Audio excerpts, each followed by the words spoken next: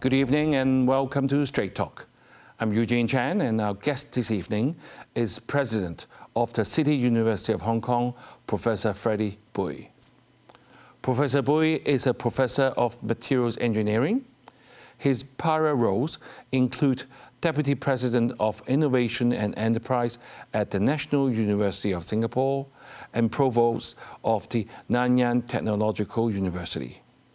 He is previous recipient of Singapore's prestigious President's Science and Technology Medal and a Fellow at the Imperial College London's Faculty of Medicine.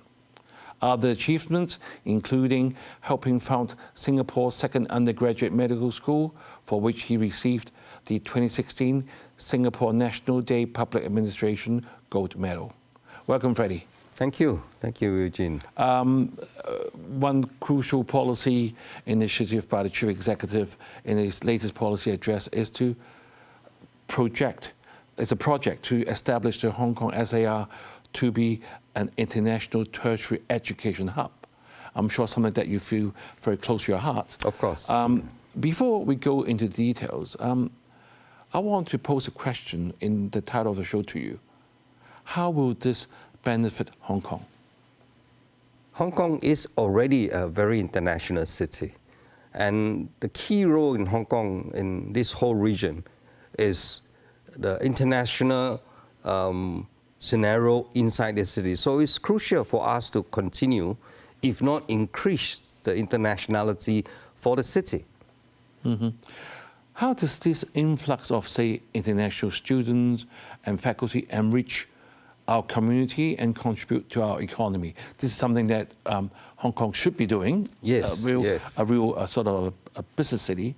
How does that help? I think that's the output of Hong Kong is disproportionate to the population. And it is so important for us to bring in talented people that not just have a job, but create jobs, create high value, and in that process, lift up everybody's well-being. And I think that is the reason why the government is so aggressive when it comes to attracting international talent. Rather than take jobs away from local, indeed, it creates even more jobs and better jobs. Would it happen? I'm sorry? Would it actually happen by I think creating more jobs? I think if you look at other international cities, it is not just a good to have. It's really something that you must have as a city of such international standing as in Hong Kong. Mm-hmm. It will happen. It will happen. So, Professor, I mean, I know that you've been in Hong Kong only for a very short time, 1.5 years, but you've done a lot for the City University. But how would you describe Hong Kong, the current standing and appeal, as in terms of the global education landscape? How attractive is Hong Kong? Well, City U is a good example. We have been ranked as the #1 in the whole world by Times Higher Education as the most international university. You don't get to be that rank if you don't have the ability to attract the best students internationally and the best faculty. The fact that we have been able to do that really proves that Hong Kong continues to be a good attraction for young people to come for their education and for very talented world-class professors to come to Hong Kong as professors. Right.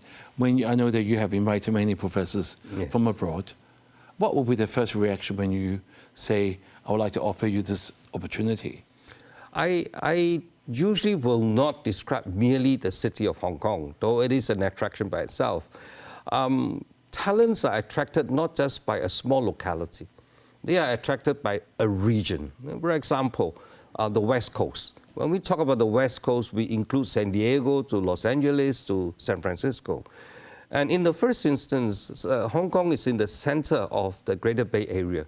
It's one of the most exciting regions in the whole world. And over a longer period of time, this region is going to be really the forefront in the world's future. From that point of view, Hong Kong stands very strongly as an attractive city for people to come, to have a Western lifestyle, but yet have complete access to this exciting region. Right, Professor, some of the viewers have shared with me that they've heard that when they go overseas, a lot of people will ask them, is Hong Kong still very safe? Yeah. There's a lot of sort of, I would say, misinformation about Hong Kong. That's right. Do you encounter that as well? I do, and I will always let them know that I feel completely safe in Hong Kong. And not only that, running a university in Hong Kong is very effective as far as I'm concerned. Right. I have the ability to do many things for the young people in Hong Kong. So I don't think that that is an issue. Mm-hmm. You know, the Hong Kong government also has set up what we call the Study in Hong Kong initiative to promote Hong Kong. Can you talk about actually building this brand?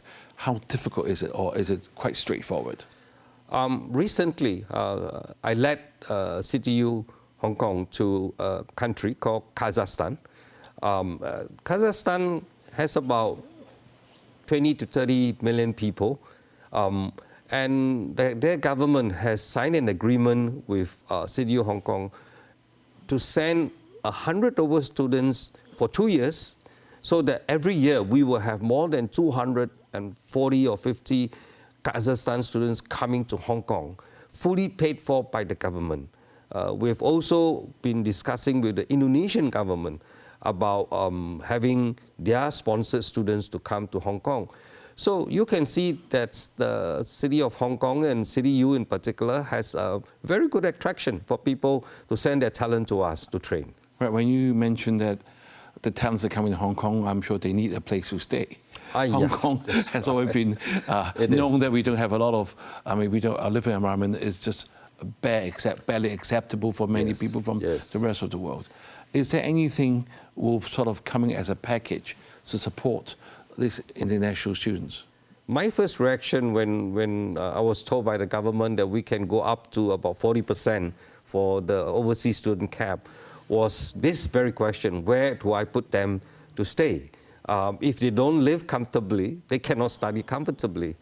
It is a problem, but it's a problem that can be solved. Fortunately for CTU, we recently had an immediate addition of more than 2,000 beds in Ma On Shan. That will help us tremendously. In 2-3 years' time, I have another 1,000 over beds in Kowloon Chong. So I think that we are resolving this matter. On the urgent basis, I am looking for more accommodation to help our students. Difficult, but not impossible. Right, President, you mentioned earlier that CityU is recognized as the most international university. It is a quite important recognition, actually, is around the whole world. Can you share some stories with us? Any person you have met through those international students that is worthwhile, let us know? Yeah, I have, in fact, at the point of joining CityU, I quietly went around to just meet up with students, and they weren't aware that I was the president at that time, asking them how they fit in. Students from Indonesia, students from Kazakhstan, students from India, and so on. I think that as far as I can see, they are happily assimilated in Kowloon Tong. The fact that there are so many overseas students make them more comfortable than less. Of course, they wish they can learn better Cantonese, but that's not a big issue. I think English is the franca lingua, and they all are very comfortable where they are. Food-wise, also, I think Hong Kong has an ability to cater to different nationalities. So on top of that, I took the initiative to start a home hosting program and invited many families around in Kowloon to host our overseas students. It has been an outstanding success.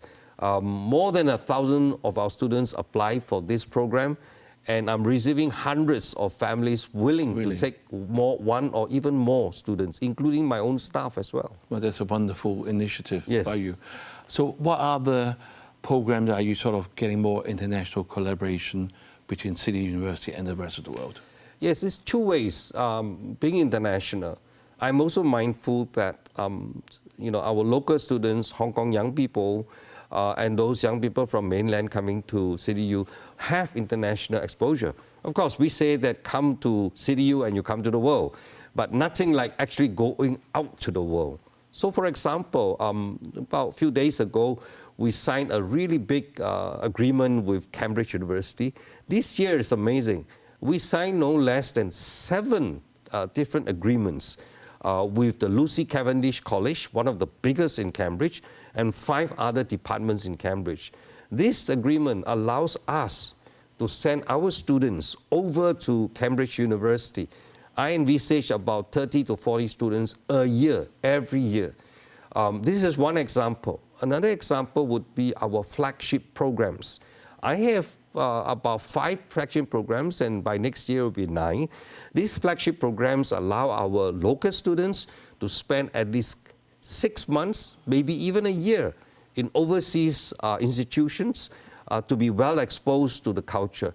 As far as CityU is concerned, this is education. Being exposed to something unfamiliar and being able to survive is an education itself. Right, let's take a short break now, and Sure. viewers, stay with us. We will be right back. Thank you for staying with us. Professor Freddie Bui is our guest this evening, and we have been talking about how Hong Kong can benefit as an international education hub. Professor, Yes. you have given us a very good example how a Hong Kong university can reach out internationally, and thereby making a chief executive aim of making Hong Kong as an international education hub a real high chance of a probability. Having said that, and we know that many parents in Hong Kong, we do send our children abroad to study. Yes. And when we're having like 40% of the students are from overseas, so should we encourage them to consider Hong Kong as the choice rather than overseas? Because 5 of our universities, our 8 universities are in the top 100, which is a very good achievement. Yes. What would you say from someone from Singapore? I will most certainly say that parents should have the cake and eat it. You know, today's education is global.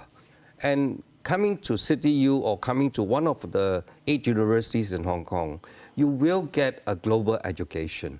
But on top of that, many universities are also having programs that allow your student, allow their children to go overseas for an extended period. So I think that it might be a good situation of having your children stay in Hong Kong, have a program that allows them to travel overseas, to spend a period of time there. That would be a good compromise. Certainly, it will not be for lack of quality, because our universities, 5 of them at least, are in the top 100 in the world. Since we are on the topic of talents, I mean, I'm sure attracting them is a first step, but being able to retain them, yes, is another big challenge. How confident are you that these students come to Hong Kong, we have trained them, they will serve Hong Kong and make Hong Kong even a greater place? I think, first of all, you really don't need every single one of them to stay. The reason is because for those who go back, they become your very good ambassador. And you do need that when you internationalize. I am confident, though, that many of them will stay back. I think Hong Kong has a very attractive immigration policy that allows students, when they finish, to continue and then to have a job, and then naturally over a period of time to be a PR. And this, as I said, is a very attractive region to work in. So I am confident that many of them will not only finish their studies, but continue working in Hong Kong. Right. Since you're now a Hong Kong person, because you're now based in Hong Kong, a few weeks ago we had Professor Gilberto Leung here. We talked about a possible 3rd medical school, and we have to attract talents. Hong Kong and Singapore are like, we have been like, I would say, friendly competition, or can be hostile at times. What do you see as Hong Kong's niche compared to Singapore? And how do we have the competitiveness to attract talent to come to Hong Kong? Yeah, I think Hong Kong we've got you for sure. Hong Kong needs to be more confident of herself. The one big thing about Hong Kong is proximity to this very exciting area that we call the Greater Bay Area. And for very talented people, opportunities are very important. And lifestyle combined with great opportunity is perfect. And I think this is where Hong Kong is on her own elements. The lifestyle here is wonderful, is very, very livable. That's why I'm here. And the opportunity, I must say that's the very big thing that attracted me to Hong Kong was not just Hong Kong, but this, access to the mainland, in particular the southern part, the Greater Bay Area. I am very sure that others will think in a similar way. Mm-hmm. So, Professor, I think I want to move on to the area of technology. Sure. We know that Hong Kong has been given a task by our central government to be developing more of our INT, and I'm sure university will be taking part of that role as well. And AI development is something that we talk about a lot presently. So I will use the word pivotal topic for tertiary education. So how is your university driving AI teachings among students? AI is a very good topic to discuss. There are other areas like biomedical and so on. The key thing is this, that when we educate our students is for the future. And when you look into the future, what jobs are there? Not just jobs, but good jobs. And the answer is that there are jobs that's going to have a need for AI knowledge, how to apply it in a very integral way. So for the same reason, I think CDU is transforming itself, embedding AI and its usage across our disciplines. I recently started the AI for Science Institution to attract the very best people in AI to come to inspire our students about AI. AI is not just to be used. AI itself is a discipline, a science by itself. A time will come when it's every bit a discipline as in chemistry or physics. So that's where we are going. Right. Where do you find those sort of specialists from AI? We work very hard, and my team and I travel around the world and to look for really great talent, not just great talent of the past, but even more great talent of the future. Younger ones, we hunt them around the whole world. Mm-hmm. I must tell you that I personally go for this talent hunting, and when I find one or two young Hong Kongers, they are doing so well, anywhere from London to Boston, I personally want to talk with them to attract them back to Hong Kong, at least for emotional reasons. If I promise them a really outstanding job, they're prepared to come back. Right. Professor, by listening to you until this minute, I'm sure the Chief Executive will be very happy. Because this year's policy addresses the word reform. Yes. We need to find a new way. I think traditionally Hong Kong businesses, I must say tertiary education is definitely one sort of business model. We've always been relying on what we have, what we have done well. But now you're going out of your comfort zone and go overseas and get talents. This is a good way forward. Yeah, it's a very necessary way. I mean, talent is everything. We can want to go to any areas we want, but without the talent, we will not get there. Mm-hmm. So this is absolutely crucial. Right, you mentioned quite a number of times in our interview that the Greater Bay Area, Hong Kong, is right in the center of it. How would your university take advantage of this position? Sure. We are already in the Greater Bay Area. We have started the CDU Hong Kong at Dongguan campus, university. We are at Futian, very substantial research done there, and our Shenzhen RI in Nanshan. But beyond that, actually, we have landed in Qingdao. We have made agreement with the Qingdao government, and we have started a research and innovation center there. So CDU is very ambitious. We like the Greater Bay Area, but we like beyond as well. I think our sphere of influence can be, the whole of the mainland. Right. So CDU, University of Hong Kong's logo will be seen in different parts of the mainland. Absolutely, absolutely.